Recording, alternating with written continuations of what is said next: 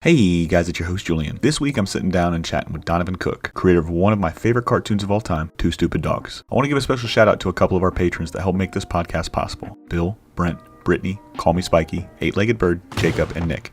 Thank you all so much for your support. It truly means a lot. If you want to become a patron and help support this show, check the show notes below and sign up today. Now, let's get on to my chat with Donovan.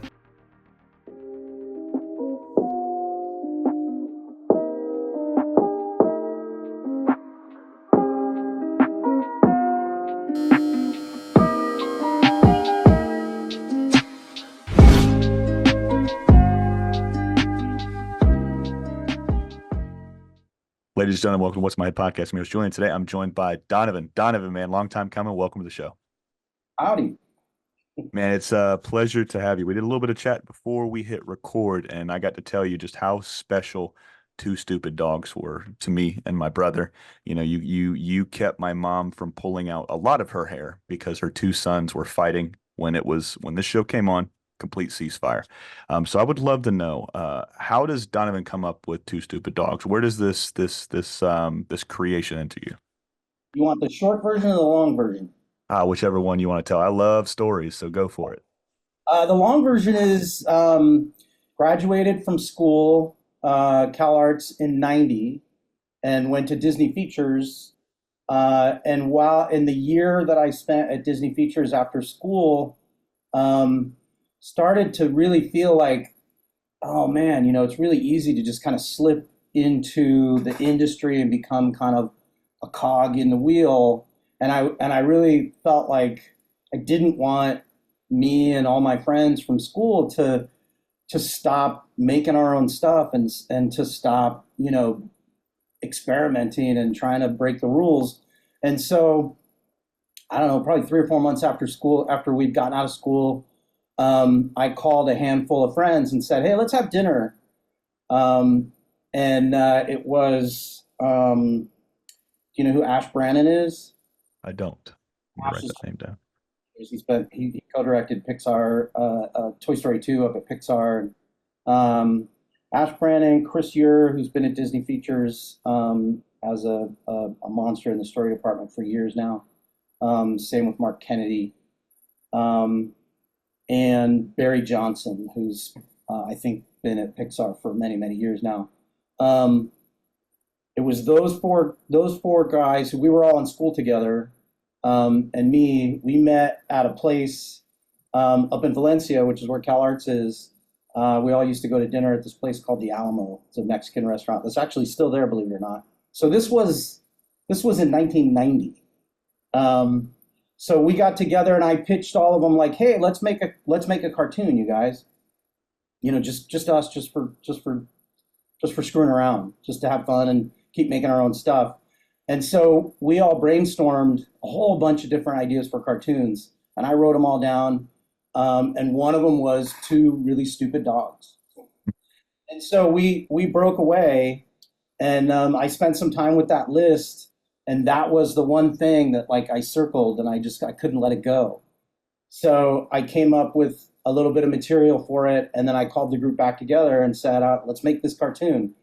And we spent a few months working on it. And then because everybody was out of school and most of them were working, they were too busy. And so that group kind of slipped away, but I loved it, and I loved what we had done. Chris Ure had done a bunch of amazing designs, as well as Barry Johnson, and so I couldn't let it go. So I don't know however many months later, we had another dinner, and I we had kind of a little handshake deal where I can't remember. I think I paid them all a tiny bit of cash to buy them out of the idea, and then I went. And a friend of mine had just gotten an agent because they were starting to pitch some ideas. So I pitched what I had to a couple of agents that were kind of in the animation biz, and they gave me some good feedback to turn it into a little bit bigger pitch. And at this time, I wasn't pitching it as a series. I was pitching it. I wanted to make theatrical shorts, which nobody was making, and there was nobody willing to spend any money on it. But I pitched it around town. I pitched it at Fox. Couple other places that would take the pitch for short cartoons. And then these agents were like, all right, if you really want to make this, you gotta turn the pitch into a series pitch. And so they gave me a little bit more feedback about how to do that. And I went away, for a few more weeks and, spent, all nighters working on it, doing some more artwork and fleshing out sort of a beat board, storyboard that I think Chris Year had done for the pilot and built it into a pitch that I could take out to the studios. And we took it everywhere. I was only the only place we didn't pitch it was Disney, but we Mhm. pitched it everywhere. We pitched it to Warner Brothers, to Fox, um, to every independent studio, and like the second to last place we pitched it was Hanna-Barbera, Yeah. because and nobody was almost nobody was making shorts at that time. Nickelodeon was getting they were getting off the ground, and like I think John was his Ren and Stimpy's were mostly short format, although some of them I think were like 11s and some of them were 7s. It was kind of all over the place. Um, but those weren't it hadn't even aired yet. Like Nickelodeon hadn't even dropped any of that stuff yet. I don't think when we were pitching it. Um, but Hanna-Barbera was at the time they were making Tom and Jerry kids short cartoons, and it was just the same old standard, 3 7-minute cartoons makes a half hour. So they totally got it. Everybody else looked at me like I was crazy. Like, how do you make a series out of this? And it was kind of like, didn't we all just spend our entire youth growing up watching three Warner Brothers cartoons, make a half hour of television? Like it was Mm. weird. Nobody got it, but Hanna Barbera got it, and they thought it was funny. So we started making a deal, which is, I mean, it's incredible because I was a baby. I mean, I was 22 years old, I think, when I pitched it to him. What what was so endearing about wanting to stick to now I've had so many people that have pitched this, and I just had Alex Kerwin on a couple nights ago, and we talked just nothing but Looney Tunes, the new Looney Tunes show that he did a couple years back. And almost every person I've had on, they bring up the Looney Tunes. So was it just that homage to the Looney Tunes that you all grew up on that you wanted to stick with those theatrical shorts, or just stick it to a shorts program? I mean, short cartoons are funny. Mhm. You Yeah. know? It's that, nowadays you can go anywhere from like 2 minutes to 11 minutes, and it's still that short cartoon format. But Mhm. 7-minute short cartoon, it's just, I mean, it's like the perfect genre for being funny in the cartoon sensibility. It's just short enough.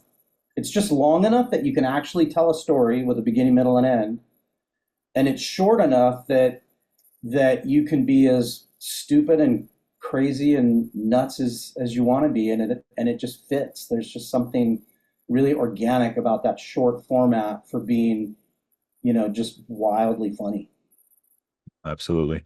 Now, when you said you pitched it to almost everybody with the exception of Disney, does any before we get to you pitching and then Hanna-Barbera, signing off on it and wanting to take that and take it to series, did any of those pitches seem like anybody else was interested, or was it like you knew once you went out there, like, oh, they're not going to get this? No, no, there were a couple. I had a couple of nibbles. Mhm. Like Fox was making, I think, Eek the Cat at the time, and that's that sensibility was pretty funny. So they gave a half a look at it, but they were kind of weirded out by just, oh, you're just gonna make three shorts and whatever. Like they didn't quite get that. The closest I came to selling it before Hanna Barbera was the team that was getting ready to do, I guess, Animaniacs, because Animaniacs was anthology with all sorts of different like different length cartoons, Mhm. and they had different segments and different characters, um, and so they definitely talked to me about it, more than once because I think they thought it might fit into their format. Um, I don't remember why they didn't buy it, but maybe because I was 22. Was when you're going around and you're pitching this around town, you know, you brought up your age a couple times, and I do think that it's something that is never spoken about enough, like how young you guys are when you guys not only enter the industry, but you guys are out there pitching shows that changed a lot of our lives. You know, and before we hit record, I told you, without your show, without SWAT Cats, without Space Ghost Coast to Coast, in my humble opinion, there's no such thing as Cartoon Network. You guys laid the groundwork. You guys walked so everything else that came after could run. You know, you guys really propped up that network. I don't give a shit what anybody says. It doesn't matter who it is. I don't care what anybody says. You guys laid the groundwork for that network. You laid the infrastructure. You know, with that being said, what's it like? I know this is a long time ago. This is 32 years ago now at this point. What was it like? Do you remember anything about pitching? Do you remember anything about going into there? What was your mindset like? Did it seem real? Was it surreal? What was going on through Donovan's head? I mean, it was. I mean, to do it, to even put it together and go out there and basically ask people to let you make make your own TV series. I mean, for better or for worse, I was pretty arrogant at the time. I mean, so while I didn't know what I was doing, I believed I believed I knew how to do it all. Hmm. Uh, I mean, I would go into the office or the conference room, filled with confidence. Every time I walked into the room, I figured these guys are definitely going to buy it. Yeah. This is the place. And the first pitches were really shitty, but I practiced it like crazy, Hmm. um, so that I knew it really well, and that I could control the timing, particularly of the board pitch. Um, so I mean, I was really confident and persistent, stupid, whatever you want to call it. To me, it wasn't crazy that I would sell this show somewhere and make it. I mean, that to me it was like, well, what else would happen? I didn't the idea that somebody wouldn't buy it and that I wouldn't make it somewhere was not even in the ether for me. Yeah. I mean, as it should be. I mean, you're only going to nobody's going to promote you the way you promote yourself. Nobody is going to be your biggest fan or your biggest critic. I mean, I said all the time, nobody can say anything about me that I haven't said about myself that's 10 times worse than I know how to cut deep. You know what I mean? You know, so when you're going in there and doing that, first off, when you go to school for animation and Cal Arts in particular, you know, do they show you how to pitch things to networks, or are you just pitching in front of your friends, or how does that whole process work? How do you figure out how to pitch? I mean, especially at CalArts in the late '80s, everything's a little different now, but it's that program was designed by and still taught primarily by Disney feature people. Hmm. So it was a program that taught you. It wasn't like a filmmaker's program. It taught you how to animate and primarily how to animate very traditionally. Um, and so the pitching that you learned, like my class, we were exceedingly fortunate in that we had a year or 2 years. Our story teacher was Joe Ranft, Hmm. uh, who's a legend. At the time, he was just Joe Ranft, but he was amazing. But so he taught us how to pitch a storyboard, but that's different than pitch a whole concept for a movie or pitch an idea for a series. So no, CalArts, the system there didn't teach you how to pitch like to executives or anything like that at all. No, I mean that's partly why there's two reasons why at least I needed agents. One was I didn't know anybody. Like who the hell would I pitch to? Yeah. This was again, I mean, we're talking about 91, 92. There's no, there's none of the stuff that exists today where you can find people, and Hmm.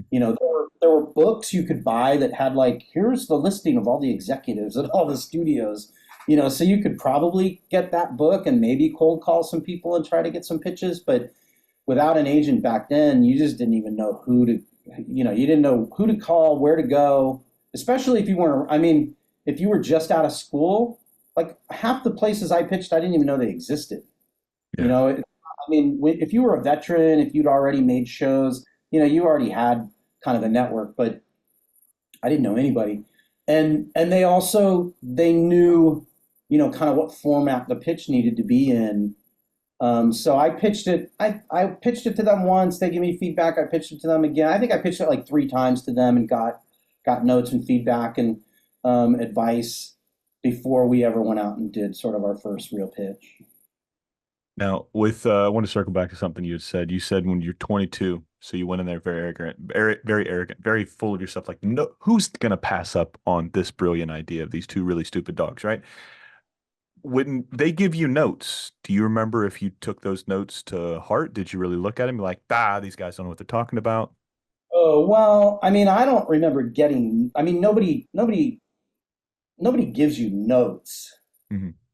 They just, they either laugh at your pitch if they're, if they like cartoons. I mean, over the years, you pitch to a lot of people, and some people you're like, Yeah. why are you taking pitches for cartoons? You don't think any of, like, you don't laugh at anything. Yeah. Um, so I mean, they'll laugh. They might ask you some questions. I don't remember ever getting a note like you should do this with it, or if Yeah. it was. I mean, the only note I ever got probably was you should make this in. You should pitch this as 22 minutes. Hmm. That was a note I didn't want to hear that because I wanted to make cartoons. I wanted to make short cartoons. Gotcha. So do you remember that first pitch? Not the one that you sold it on, but do you remember that first pitch? What was going through your mind? Like, what were you feeling? Were you spastic? Were you wild? Were you like, oh my God, I'm doing this? Like, I got to imagine everybody remembers their first. So, The first pitch for it as a series, I think, was at Fox Animation, mhm. because I think the agents felt like that's probably the most likely place to buy this weird idea. Just Um, because of The Simpsons and Eek the cat. Primarily because of Eat the Cat, and Yeah. because, again, if you could teleport yourself back to 1992 or 91 when I was pitching it, the idea of a TV show called Two Stupid Dogs. I mean, people weren't saying that word on TV like that. I mean, like, and Hmm. the fact that it was the title of the show. I mean, that, like, my first, like, first board of the pitch was Two Stupid Dogs, and a lot of people would immediately be like, "What the fuck are we seeing? Like, how are we?" Um, but the funny thing about that pitch was, again, I went in, I was really excited. I'm sure I was super nervous too. But the funniest thing that I remember is, I burned through it. It was like, it's kind of like, I don't know, you prep for it and you get your energy up, and it's like you're going out and doing like an improv set or something. Hmm. So you go through it, you go through it, you go through it, and then you're done. And I remember being in the elevator with the agents, um, and one of them turned to me and said, I can't remember the number, but it was something like, 43 ums. And I was like, what? Like, what words are you speaking to me? And they had counted the number of times I said, and then this, and then the little dog does this, And so that was a big, like, a piece of critique. I was like, are you serious? I couldn't believe it. So I went home that night and I practiced the pitch. Every time I caught myself saying or something like that, I would stop, go back to the beginning and start again. And I didn't stop until I could get through the whole thing without doing it once. So how long do they typically give you to pitch? Is it like half hour, 15 minutes to pitch? That's a good question. Back then, uh, I gotta guess the pitch was like a half hour. Okay. Yeah, I mean, maybe Okay. probably shorter. I mean, nowadays you go in and pitch, and if you're over 15 minutes, you're probably dead. But things were a little bit fatter then, so somewhere between 20 and 30 minutes probably was the pitch. Now, with every pitch that you went to, would you get what's that? Especially because I had a storyboard. Hmm. So I would pitch, the title, the concept, the characters, the relationship, and then I would pitch a couple story premises, like, here's the kind of stories we're going to tell. And then I had a storyboard, and I would pitch. If you remember the one where they went to the drive-in, that was the like a full cartoon that I pitched in the pitch for the show. That was like the pilot. Oh, Um, wow. a little bit longer because I pitched a whole storyboard. Got you. Um, when you're doing the pitch, obviously you're going to a bunch of different networks. You're seeing a bunch of different executives. So the spectrum on what somebody might think is funny is pretty vast, right? So with that being said, were you getting a lot of the same laughs or a lot of the same like eye raises in the same spot with your pitch, or would you have to kind of tailor it for each different network? Honestly, I don't remember the details. I mean, I Mhm. remember that if somebody laughed at one joke, I would know like, okay, I got two more jokes like that downstream. I'll hit those a little harder. If Mhm. they didn't get, you know, some other joke, I would kind of let those kind of jokes go. Um, but otherwise, I mean, it was a pitch that I had worked very hard on, and it was I didn't ad lib and go off and invent new shit during the pitch. I mean, I mean, the show was not vague. It was Yeah. very clear. This is the show. These are the characters. These are what the stories are going to be.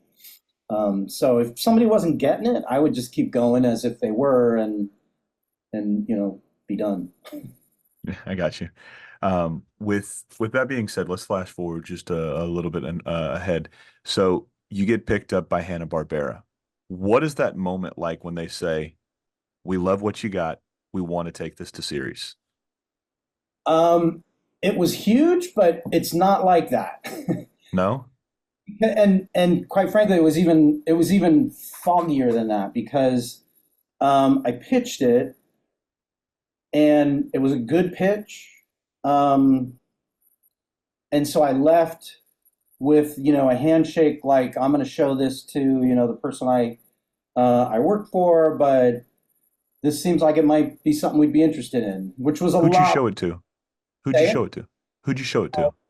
Side story. So I showed up. I was supposed to show it. I was supposed to meet with the head of development, Mhm.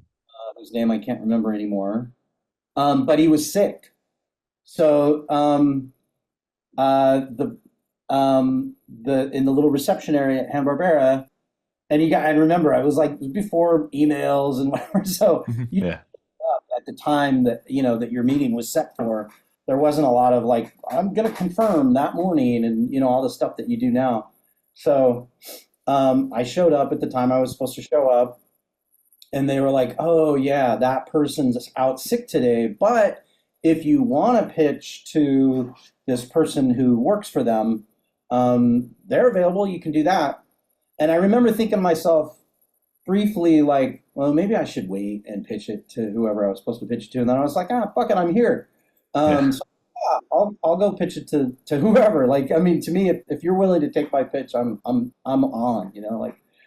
And I pitched it to a junior development executive who um, who was a big part of getting the show bought and then producing the show, and is still my wife. Oh, wow. Yeah, Do you guys hit it off right out of the gate? yeah, yeah, Oh, yeah. that's so dope. The little sappy romantic story I like to tell is right smack in the middle of the pitch. I remember stop like losing my focus for a minute and thinking like, yeah, I kind of like her. Oh, shit, I gotta, I'm pitching the show. Um, so that was, but so, the pitch went well. She liked it. She said she wanted to show it to, the head of development that she worked for. And it didn't take long. They called me again, probably in a couple weeks, a week or, and back then waiting a week or two for a call was nothing. I mean, that was fast. But Mhm. the crazy thing that happened is it was either the same week that I pitched it or the next week, Turner bought Hanna-Barbera. Oh, wow. So boom, like the whole place blew up. So they called and said, "Yeah, we're interested. We like it. We think we can make it. We think we can make a cartoon out of it, but we just got bought by Turner and we have no idea what's going to happen. Mhm. We don't know what we're doing." So then it went into this weird stall for months. where every once in a while I would get a call asking if I could either come in and repitch it to somebody new. I did that a couple times, and then um, I think it was when it took forever for Turner to hire Fred. Hmm. Um, and then I think they hired Fred, and I had gotten a short-term gig working on a project in London. And so I was out of the country. And they called and wanted the material to show it to Fred. I think it was to Fred. I'm pretty sure it was to Fred. And I was like, well, I'm in London. But he was, he hadn't moved to LA yet. So he was like coming into town for a short period of time. So I don't know if you know who Mark Dindal is, but Mark Dindal's an old, Yeah. yeah. So Mark, I still lived up near school up in Santa Clarita in Valencia area, and Mark lived up there too. And I remember calling Mark, and I was like, I need a favor. Go to my apartment. Here's how you break in. You get this material, and I need you to take it to Hanna-Barbera. Little And B&E. Mark was awesome. He did it. He climbed out on my balcony, broke in through my sliding glass door, got the portfolio with the pitch in it, and took it down there. But so that call came, and it was like, well, yeah, we like it. But then it was months and months and months before anything like actually solid happened. And then when they did actually say, yeah, we want to make a deal for it, it wasn't like we're going to go to series. It was we're going to take a look at it and do some work on it. And then there was the other thing was Hanna-Barbera was a closed shop at that time. They didn't they would buy an idea from somebody, but they wouldn't bring in somebody new, much less a 22-year-old. So they kept coming back to me and saying, we want it we want to produce it in our in-house with our Mhm. people. And I was like, the whole fucking reason I came up with this idea was to make cartoons Mhm. and for me to learn, more how to do this, to get better at this. What's the point of me just giving it to you and I can consult on it or something? I can't remember, they were offering me some kind of, you know, consulting creative something, but I wasn't going to make them. So I kept saying no. And it was Fred that finally he told him, like, bring him in, have him meet with, at that time the head of production was Jane Barbera, Mhm. and there was another old school guy that was part of her team, and I went in and had to meet with them, and they had to basically go, yeah, he can probably make it. He won't destroy it. Like he won't like burn all the money and not have a cartoon afterwards. But that was almost like a full year process, I think. A little less, but almost a year. What Before was the in the door and had an office. And then it was pretty quick from, I mean, I was in the door and they still hadn't said absolutely they were going to make 13 half hours, but it wasn't long after. what was the thought process behind having that closed off animation studio? Was it just because of the merger or not wanting to bring people in? I'm sure it was money. It was Yeah. about making, I mean, animation, you've talked to everybody. I mean, it is a laborious process with an unbelievable number of steps. And back in like it's complicated now with all the digital stuff that's part of it, but it was complicated back then with just all the analog bits and pieces, and TV shows you didn't have big budgets, especially, I mean, Hanna-Barbera back then, they did not have big budgets. So I think it was about making shows cheap and fast. Gotcha. They Um, had line, they had their assembly line, they had their people that they knew how to do it. and they did not want to disrupt that. Yeah, the Hanna-Barbera, almost like Marvel, the Marvel way to draw, the Marvel way to write. I mean, Disney's got their own way of. I mean, they damn near they damn near created the guidebook, the Bible, if you will, on animation. I mean, obviously many studios, Fleischer before then, UPA, I mean, Fleischer within conjunction with Disney and all of them, so everybody had their standard, everybody had their way of, kind of making the sausage, if you will, or making the cartoons, since we're talking animation. So when you come on and then you're in Hanna-Barbera, were you a fan of Hanna-Barbera? I know we had talked Looney Tunes. Okay, so you're a fan of Hanna-Barbera. What was that like? I was Looney Tunes, and I was actually a really big fan of classic Disney.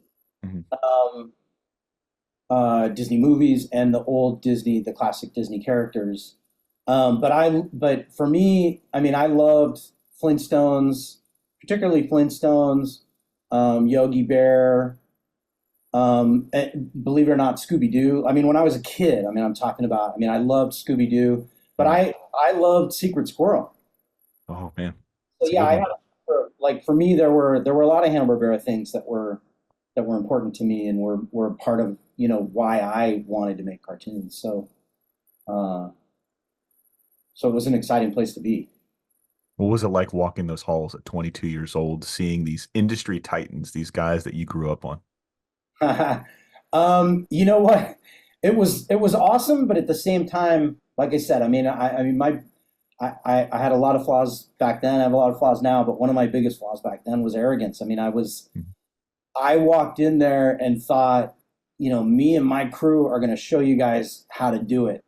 I Yeah. mean, it was. I mean, if I hadn't been so stupid and so arrogant, I'd have been embarrassed Hmm. by how little I reached out to learn from people. I mean, I learned more than I could probably tell from Larry Huber. Hmm. Uh, but that was not, I didn't search out Larry. They put Larry, on me, and because Larry was, he was the only guy there that was a veteran that was willing to mix it up with these idiot like 22, 23, 20 year Yeah. old. Um, and I mean, he was there to make sure we didn't blow the place up. Um, and then, slowly we all figured out that he was there to teach us how to actually do this. Um, but we all showed up. I mean, and I was the first one in the door from that crew. We showed up thinking that what they had been making for the past few years was garbage, Hmm. and that we were going to disrupt the place like crazy. And that's honestly, and that was all. That's all. That's all Fred. Fred is the only reason any of us got into that place that had an infrastructure to make cartoons like no other place practically. And he let us disrupt everything and say, we don't want to do it that way. We want to do it this way. I don't want to draw that. I want to draw this. I mean, all that stuff. I mean, it was sketchy for a little while. There were some people there that were not happy. There was a little bit of I don't know, a little bit of us and them with the old veterans, and um, but not everybody. There were some of the artists were amazing, and honestly, I think some of us were smarter than I was. Some of that team were smarter than I was and reached out to guys like Ewo and Don Jurwich and just everybody that was there, and wanted to learn what they had to teach. But it was definitely a time of, we're here to take over, you guys. We're here to bring in the new guard, which Yeah. I sounds, mean, I don't know. I mean, I don't know what that sounds like, but we all just thought what they were doing wasn't funny and wasn't interesting, and we knew we could make funny and interesting cartoons. it's just the way of the world. I mean, I know I did it. I mean, when I graduated high school in 2008. And something very significant about that year was the housing market crashed. I lost my job right after high school, and I was living with my sister and my brother-in-law, and I was tired of living with them. I needed to be out. I needed to be doing something different. So I joined the military shortly after. I never wanted to do it. Navy, right? Yeah, I was in the Navy. I was stationed in San Diego for a little while. I was going to bring this question up at the end. Yes, when I saw your San Diego shirt, I was like, my favorite place. So my favorite place to get a burger when I was stationed in San Diego, was Hodad's. It was, I think they still had, just the one spot on, what was it, Ocean Beach?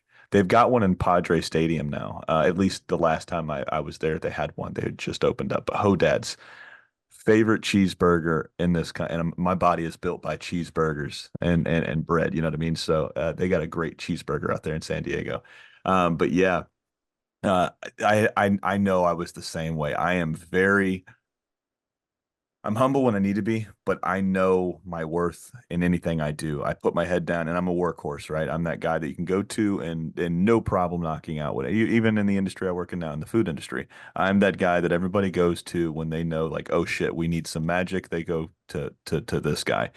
So when I was young, I was the same way. Headstrong, arrogant. I talked a lot of shit. But I was very quick to apologize too. I usually save this question towards the end, but I think it's fitting to say it now. It's because we've talked about, you being so young coming in and you guys being that ragtag, that MTV like personified generation coming in and shake the establishment to the core, right? You guys were the culture shift, the culture changers, right? So if you could go back, theoretically, you can get in that DeLorean with Marty McFly or Doc Brown. You could go back to 22-year-old Donovan. What would you tell yourself? What would you tell the people that you were working with? Is there anything in particular, not so much that you would change or regret, but is there anything that you would like to have said or done differently at 22 years old? Oh, I mean, the big thing that I don't like to call it a regret, but yeah, if I had been smart enough to listen to anybody, like Larry probably told me to do this, and I probably ignored him, but I would have spent more time asking Larry, quite frankly, how should we do what we're doing? Are we doing this right? Should we do this? There were a few people there, by the way, that I did listen to, and I learned a lot from, including Larry. But Joanna Ramersa, there were some veterans there that then, by the way, when I left Disney or when I left Hanna-Barbera and went to Disney, I took a few, old school people with me because they became really part of my crew. But the big thing that I really, really am still like, I can't believe I didn't spend more time with Bill and Joe. Yeah. Those guys created television animation.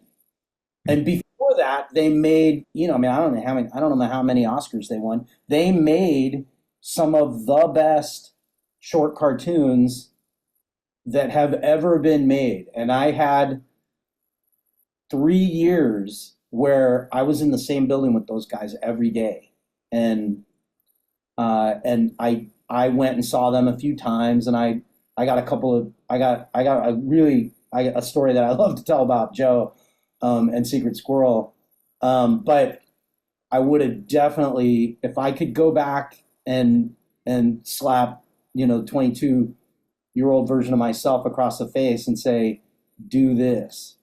And quite frankly, so I would include, Bill and Joe would be on the top of that list, but then I would say Larry and some of his cohorts and Fred. I mean, Mhm. I spent most of my time with Fred either arguing with him or saying, "All right, please leave us alone now." And Fred's a brilliant guy that changed animation, and uh, I could have learned a lot from Fred, but I didn't. So there's two things I wanted to circle back to. But since we're talking about Fred, and we can completely skip over this if you'd like, we can delve a little bit deeper. It's completely up to you. I'm not going to push the topic. But if you could say anything to Fred right now, what would you say to him? I would say, I mean, I don't know that I ever said thank you to Fred. I mean, I didn't show Fred enough gratitude if I showed him any gratitude at all. I mean, I think I was so arrogant that I figured I was doing him a favor, um, by making Two Stupid Dogs there, and by bringing in an army of people funnier and better at making cartoons than I was. Um, I filled, my team with people that ended up making more cartoons there. And so if that's what I would say to Fred. I would say thank you.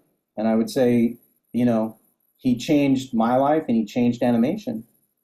And honestly, the other thing I would say is, um, I still can't believe that, you know, for 10-ish years, that the things that the way he developed cartoons, that short show that he did at Hanna-Barbera / Cartoon Network, and then took briefly to Nickelodeon and made a couple of pretty huge hits the same way there.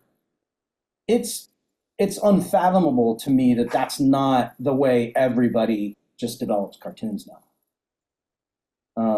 Because I mean, that the number of hit shows that not only created the bedrock that was Cartoon Network, were all those shows, but they set up like pop culture from the animation side of it for decades. And that's amazing. And the fact that people don't just copy what Fred did is astounding to me. So I It's would kind ask of him, idiotic.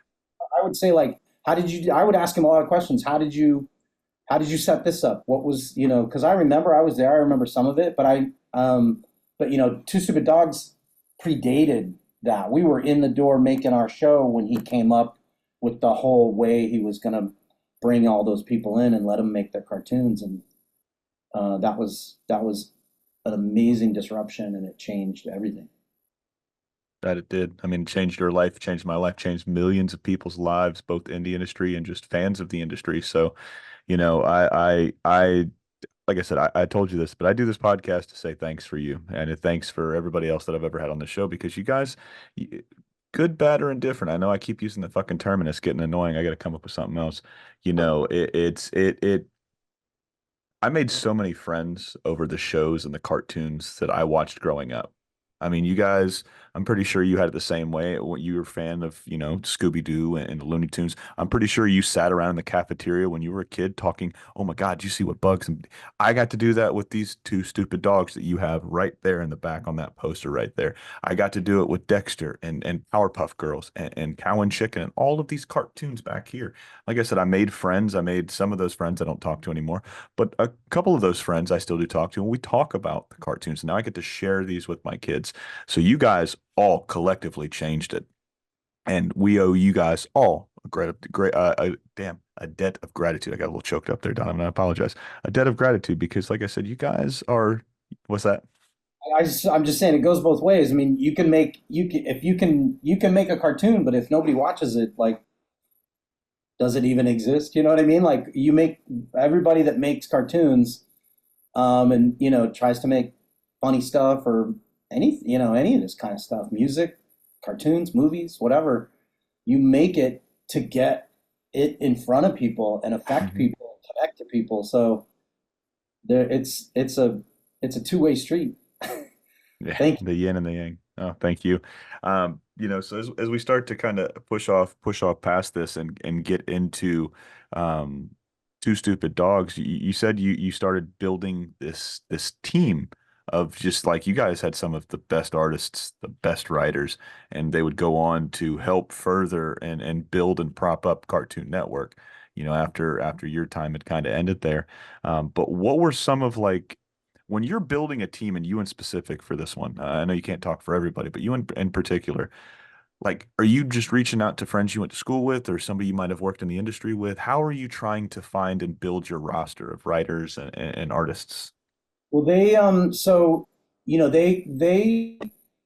remember if in the beginning, when they first actually brought me in, um, they hooked me up with somebody they had in house, who started doing a storyboard for a presentation piece we wanted to make. And I wasn't a huge fan of what they were doing. And then at some point there, Larry got involved. Um, but again, I was kind of arrogant. I didn't look at everybody who was there and Hmm. even think about like, oh, maybe I'll work with some of the people that are here. For me, it was all about coming in and building my own team. And one of the first things that the studio did, for whatever reason, I still don't really know why. Um, they didn't want three stupid dog cartoons. For some reason, they thought that would just be too repetitive. And then I remember they asked me, "Can you come up with another cartoon to put in the middle?" And honestly, I was like, "Well, I'm not going to just give you another like a whole nother cartoon idea." I Yeah. kind of felt like they were trying to, you know, squeeze another thing out of me. Um, so I was like, I loved, I loved Secret Squirrel when I was little.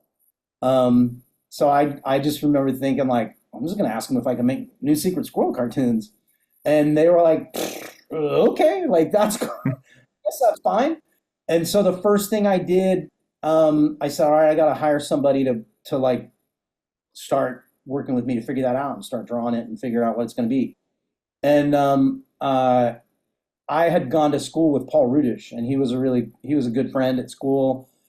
But he was also somebody that, I mean, Paul was a miracle from day one at school. I mean, we were 18 years old when we all showed up at school, Yeah. and Paul could draw like he was touched by the cartoon angel. I mean, we were all just struggling to figure out what we liked and what we wanted to draw and just how to draw, and he was eons above us in terms of his ability. Um, and his style. He had a style. Most of us, you show up at school, you don't have a style yet. You're basically, if you have a style, you're copying whatever you love the most. Yeah. But he had a unique, I mean, anyway. So Paul was amazing. So I was still in touch with Paul. We'd only been out of school for a couple of years. So I called Paul and hired him, and we shared an office for a couple months. And he immediately, I was like, Secret Squirrel, like, and he'd seen it, he knew it, obviously. And it was Paul's idea to make it an all animal universe. Hmm. That was the first thing. He was like, I want to draw everybody as animals, and I was like, bitching. Like if you draw, so I came up with the first story that we did, like which was sort of just kind of a half-ass parody of Goldfinger. Um, and so he started designing the world, and I started doing a rough storyboard of that pilot while I was also working on whatever this presentation piece was for Stupid Dogs. But Paul stayed at school for a year or two longer than I did.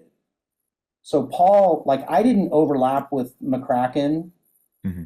or Rob Renzetti or Gandhi. There was a bunch of people that Paul knew that I didn't know.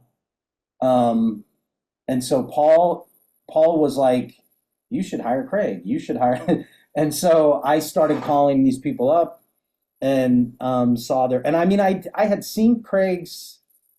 We'd all seen No Neck Joe, and I think we'd all seen what was Whoop Ass Girls at that time. So, but I didn't know Craig. Like we weren't friends.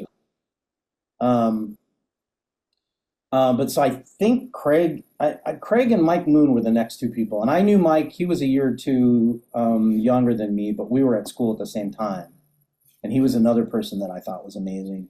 So I hired Craig. I hired Mike and Craig next, and then Craig knew people, and so Hmm. basically, I would just say like they would talk about somebody that they thought was awesome, and I would call them up and meet them and look at their stuff if I hadn't seen any of their stuff, and that was it. Kind of grew from there. Um, Yeah, that's really cool. That's how you build a team, right, man? It's all about who you know. And there was something that I had written down when we were talking about going back in time and if you'd say anything or change anything. You said there was a story that you like telling about Joe and Secret Squirrel. Would you mind telling that one? yeah, so we had a full storyboard for our first Secret Squirrel cartoon. And I was like, I'm gonna go pitch it to Joe Barbera and get his, ask him what he thinks. I'm gonna get notes from Joe Barbera because he created it. I mean, to me, that was the thing. I mean, it wasn't our cartoon. We kind of, we retooled it a little bit, but we were making it because we loved what they made. Mhm. So we were sort of, caretakers of it. So to me, the first thing once we had something we could show was, why don't I go show it to Joe? And Joe had this office, like it was really funny. So Joe's office was on the ground floor, actually not far from Fred's. And Bill's office was on the roof in this weird little penthouse they had built. But they couldn't have been farther apart from each other. But Joe and Bill's office was like all glass and it was all sunlight and bright. Joe's office was like a bear's den, man. I mean, it was dark. It was all wood paneled. It was crazy. I mean, it was like, I swear to God, it seemed huge too. By the way, I don't know how big it was, but I remember the first time I walked in there, it was like all like time and what year it was. Everything just disappeared. It was like being in a casino in Vegas. It was just like, oh man, where am I? Like, is it? I don't know if it's like the '60s or the '50s or the '70s or like because it was wall to wall art and toys and stuff that he'd made. Right? So it was just this amazing like place to go. So I had met him once or twice, but hadn't really spent a lot of time talking to him. But um, and for some reason I didn't take anybody with me. It was just me and Joe, and I went in there with the storyboard, and I was like, I want to. And the crazy thing is, I mean, I was nervous, right? I mean, Mhm. this wasn't pitching to some executive somewhere. This was pitching to the guy that created the thing you're going to pitch to him. Yeah. Um, so the first thing that happened, and this isn't fair because I don't remember how old he was at the time, but he was pretty old. So I'll tell the story. But the first thing is I came in and I don't know, when I made the appointment to go see him, I'm sure I told him what I wanted to do, but they either didn't tell him or he didn't remember. So I told him like, we're here, we're making a cartoon, and we're making more of your cartoon Secret Squirrel. And the first thing he said to me was, "We didn't make Secret Squirrel." And I was like, yeah, you did. You see that little stuffed animal on your wall over there? That's Secret Squirrel. This is your show, right? So I think it somehow it came back to him. And so I pitched him the show, and it was, and it was like the whole pitch. I was doing the voices and really like trying to sell it. And when it ended, all he did was, I don't have anything to use as a prop here. He picked up the plush stuffed animal of Secret Squirrel, and he said, "Oh, Secret, they've ruined you." And that was it. He didn't give me any notes. He didn't say like, "I think you should do this," or throw that out, add this. He just, I don't know if he hated it or if it was just not from his time or whatever. But to me, it was heartbreaking and hysterical at the same time. I didn't know how to. I was just like, all right, thanks. Oh, so that's the second. My defense is that might be why I didn't go back to him more often. I That's mean, the if second. if somebody smart had been there, talking in my ear, I would have gone back and sort of chipped through that and like asked it, have dug into how he works and how he thinks and how he created what he created. But anyway, that was epic. And I remember going back upstairs to tell Paul and some of the team that was there. I was just like, you guys, he didn't love it. But that's the thing. Again, we didn't care. We just kept making. We were like, all right, well, he doesn't love it, but we're gonna keep doing it because we love it. That's awesome, man. So that's the second Joe Barbera story I've heard. The other one I had Van Partible on, Johnny Bravo creator, right? He was talking about because they did a Scooby Johnny meets Scooby Doo or Scooby Doo meets Johnny, whatever it was. Um, and he wanted to show what they were working on. He always called him Mr. B, he said. So he goes over there, and I can't remember. They said you got to get Joe before or before lunch. You don't want to get him after. What happened is they ended up getting him after. So they're showing him everything, and he's just Yeah, right.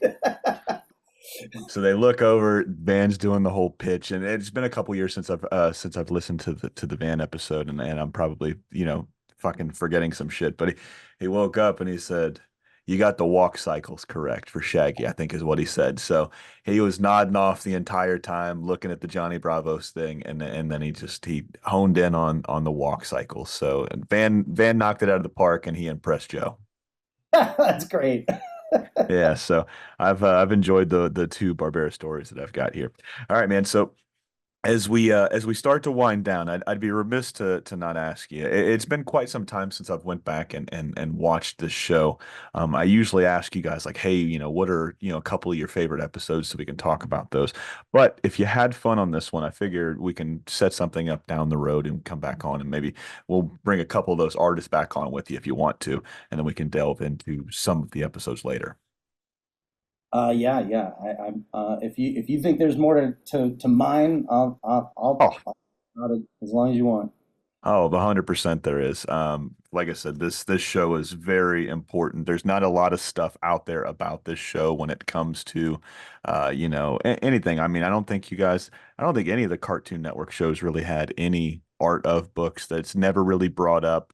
You don't really see it. You might see something in like a rerun of an old show that was recorded or something like that, but you really got to search for Two Stupid Dogs a lot. Same thing with SWAT Cats.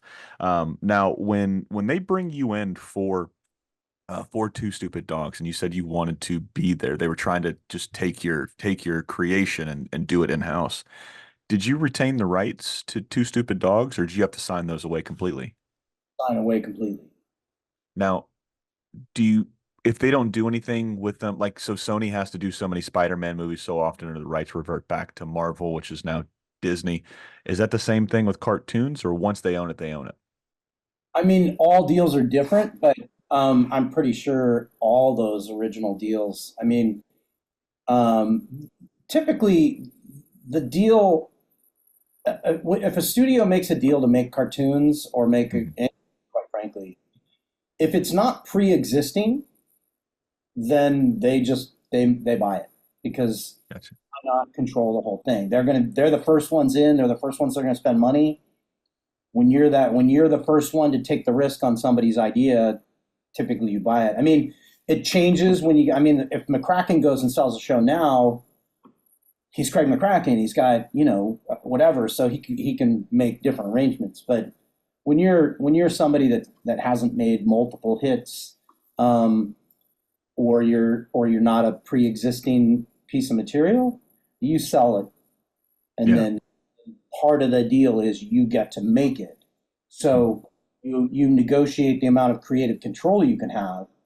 But yeah, no, the ownership of it's gone. Was that hard to let go? No, because it was always the plan. I mean, it was, Yeah. and it wasn't. For me, the purpose of making the cartoons was, um, it was, it was the first of a million things I was going to make. Like so. I didn't feel like, oh, I'm signing away my Mickey Mouse. It was just, hey, I finally found somebody that's willing to spend money to Hmm. look at these cartoons.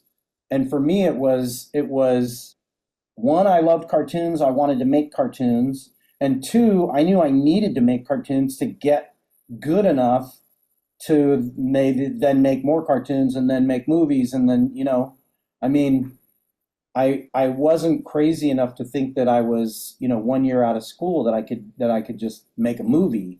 Yeah. So I for me, part of it, the reason why making cartoons for television was part of the plan was because I mean I was and have always been a big Spielberg fan, and Spielberg spent those years working on television at Hmm. Universal or Duel and Jaws and onward from there. Um, and even going back, and I loved. I mean, to me, I was always a big classic Disney nerd, and that whole studio spent years making short cartoons before they made that leap to longer form. So to me, it was just like, oh, well, this is how you learn how to do it. Um, So yeah, signing it away, no, that wasn't hard. Yeah, I've heard a term that you guys use quite often, and it's not so much about, properties, but it's about, you know, they just say don't be too precious with your drawings, right? You got to be able to punch on, punch down. You got to be able to be flexible. So I didn't know if that was a lot of that mentality because and being an outsider, just being a fan of what you guys do, you come up with something like Two Stupid Dogs. I'm like, fuck, dude, would that feel like giving away a child? Even though that's the whole process of you want to make these cartoons, is it like giving a piece of yourself away? And that kind of leads into the next question, but that's the way I was imagining. You're giving them a piece. They are letting you do what you want to do, which is create these cartoons, get them out there for people to see, and get better at your craft. The more reps you do, it's that 10,000 hour rule that Bruce Lee always talks about. The more you do it, the better you get. So I've always found that topic fascinating about selling a show and giving that piece of somebody of you. Um, yeah, I mean, like I said, the funny thing is it's totally different now. I mean, Mhm. if I were talking to a 20 or 22-year-old now that had a great idea for a show, I would not say go pitch it around town. I would say, but beg, borrow, and steal whatever you need to make a 2, 3, 5, 7 minute cartoon. Yeah. Put it on YouTube, and then now it exists. But back then, even though we had gone to school and technically we could make a cartoon from start to finish, we knew how to do it. It still there was a certain amount of physical equipment you needed. It wasn't like it is now. I mean, Mhm. people, throw around the terms democratization of, film and whatever. Um, it's real. I mean, in 1991, to make a cartoon um, that you could put on the internet, which barely anybody was using at the time. Um, or I mean, did you ever? You must know who Mike and Spike are, the Sick and Mhm. Twisted animation Yeah. festivals. That was really like that was kind of the pinnacle. If you made a short cartoon, getting it in Mike and Spike's show was it. So that's what you would have done back then. But there was a fixed amount of there was a fixed cost just to buying film and sell paint, and you know what I mean. Like there wasn't any way to just sit at home and do it. Yeah. Now that's what I tell everybody, and it's in my on in my quote unquote spare time, that's what I'm doing. I mean, it's like you don't need those executives, you don't need their wallet to make something now, Mhm. especially with a concept. I mean, you might need millions and millions of dollars to make, a ton of episodes, but you can make one story and you don't need them. But then you had to have them. So it wasn't like some great sacrifice. It was a thrill. It was like Yeah. somebody bought my fucking show. Like I'm gonna make my show. I mean, I had people tell me. I remember that story I told you about Dindal breaking into my apartment to get my stuff. That gig that I was working on, there was a guy on that with me who was he was youngish, but he was a veteran. He'd been around for a while. And I was talking all about like, yeah, I'm gonna make a cartoon at Hanna-Barbera, like they're gonna buy it.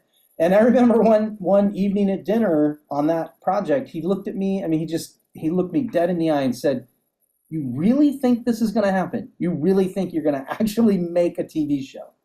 And I was like, "Yeah, like why not?" And he was like, "It's impossible. It'll never happen." But I was too dumb to know that, so it happened.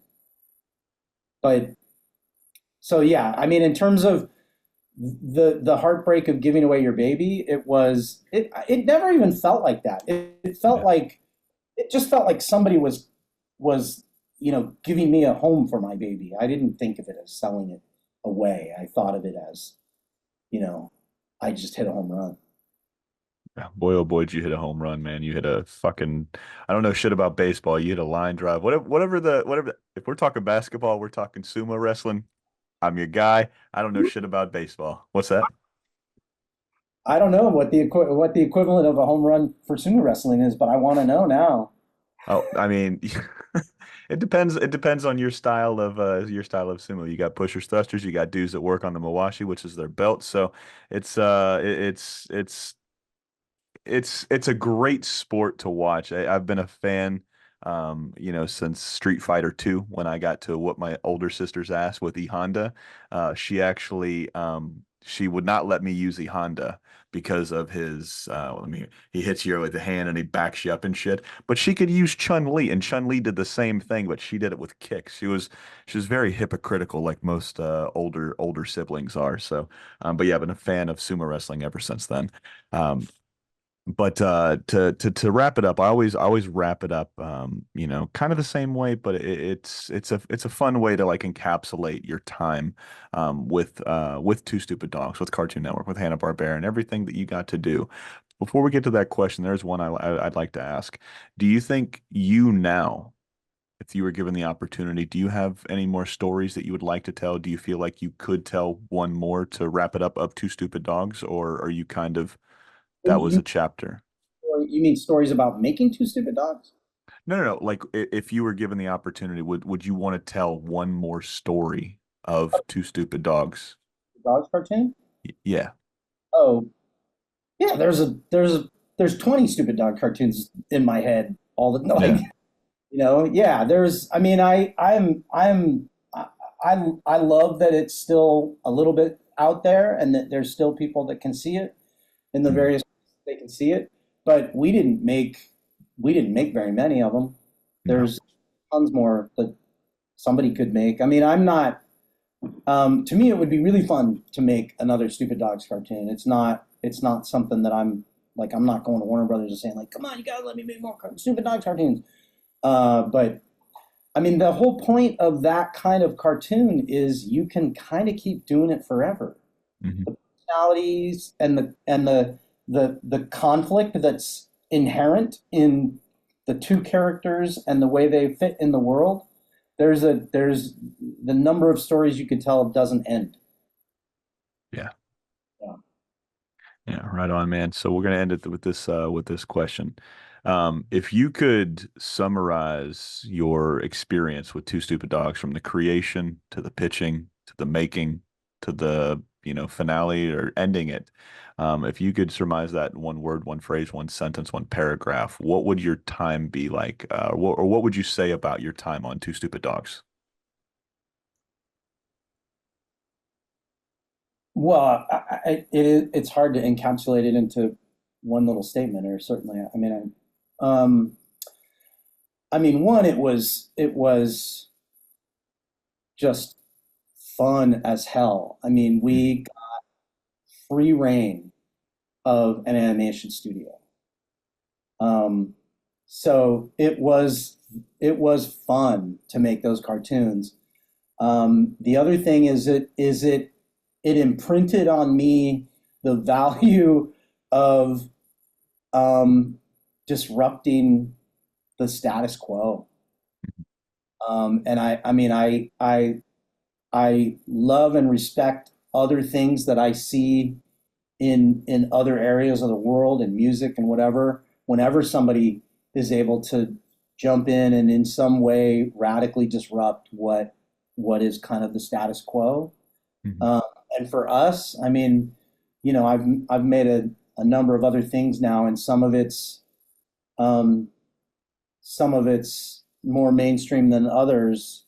But even in the mainstream stuff I do, I'm always looking for some way to disrupt, whether it's whether it's some stuck way that a studio has of doing something that hinders imagination or creativity, or whether it's storytelling that seems stuck. Everybody's kind of done it one way, and you're just looking for some other way to break those rules. Um, that was what that place was about, man. I mean, and everybody just had a blast and were breaking rules. I mean, there's definitely, yeah. If you want to do more, there's some good like sidebar stories about kind of crazy shit that happened just because.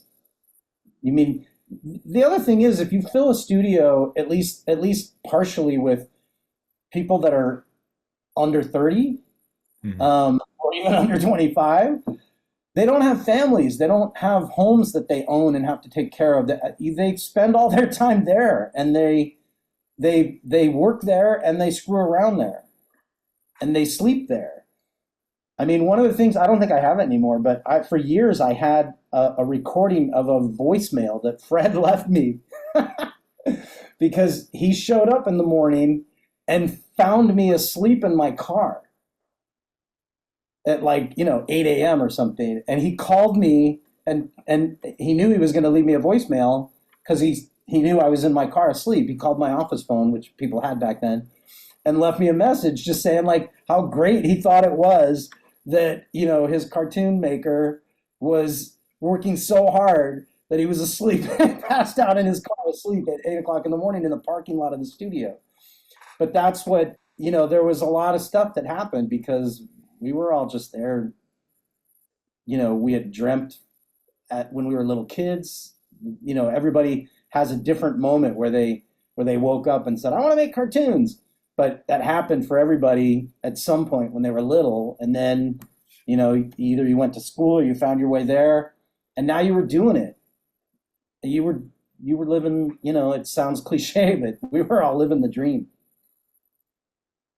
Yeah, what a beautiful way to end it, man. I mean, I've gotten to hear some really, really cool stories from you and really, really cool stories from other folks that got to grace those walls and then grace our TV screens with things that started up here that went down your arms, whether you're right-handed or left-handed, made it onto a cell, made it onto a Syntec, made it onto a tablet these days now, and we got to see it and we got to grow with it. We got to grow with you guys, man.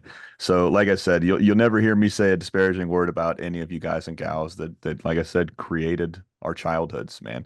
We're forever indebted to you and folks that worked on your shows and worked on other shows, man.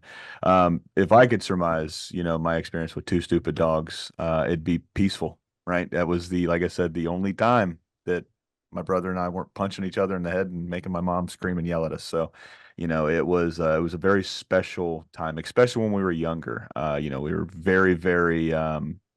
I'm an older brother. He's a younger brother, so he had little brother energy. I had big brother energy. We were very combative. So this was something that we could like I said, we could just sit down, veg out, and watch these two characters that we saw ourselves in, man. So thank you for spending a little bit of time with me tonight, and thank you for everything you've done and you continue to do. Um, Great to have an I know opportunity. you were work. What's that? Thank you, Julian. It's great to have an opportunity to chat about it. No, absolutely, man. The pleasure is all mine. So I know you said you were working on Gabby's Dollhouse over on Netflix. So you want to tell us a little bit about that before we sign off? Yeah, it's just it's exciting. It's been five.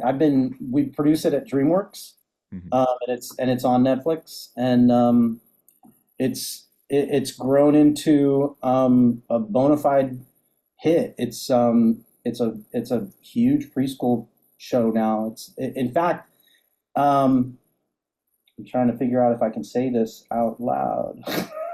If not, we can cut it out. I won't say any numbers because that might get me in trouble, but I will say that Netflix has never ordered any series, much less an animation series, to the number of episodes that we're making. Oh, right on, man. Congratulations. Yeah, it's pretty amazing. It's been magical. I mean, preschool is a whole nother thing to talk about, and it's a different way of kind of thinking about animation and cartoon storytelling. But it's been a blast. It's a really animated show, and like you say, I mean, when I was 22, I was fortunate enough to make a show that reached a ton of little kids, and now same thing. It's a gift to know that what you spend your days on is out there making people laugh and play and be able to sit quiet and not terrorize their mom. It's a gift. I mean, I've learned to recognize and express gratitude for things over the years, and so I have an immense amount of gratitude for that show and for the success that it has and that people love what we make. Well, it's like I said, it's a beautiful way to end it, man. Well, he's been Donovan. I've been Julian. It's been a What's My Head podcast, and this has been another piece of your childhood. Good night.